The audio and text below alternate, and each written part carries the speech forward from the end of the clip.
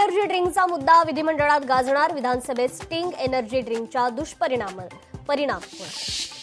राज्यातील वाढत्या भटक्या कुत्र्यांच्या विषयावर आज विधानसभेत चर्चा. आमदार मुरजी पटेलांचं विविध आमदार वेधणार लक्ष.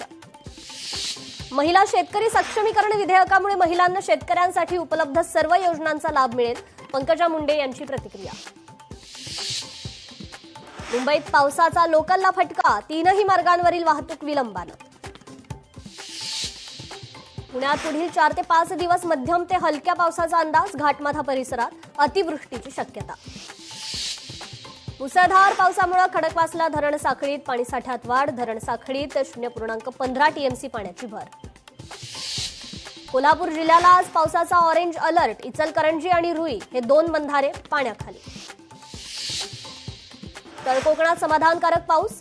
सिंधुदुर्गात भात लावणीच्या कामांना वेग.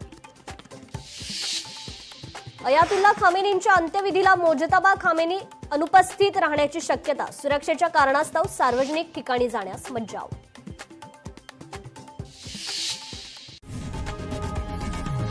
लोकशाही मराठी ऐका, पहा, जागरूक रहा.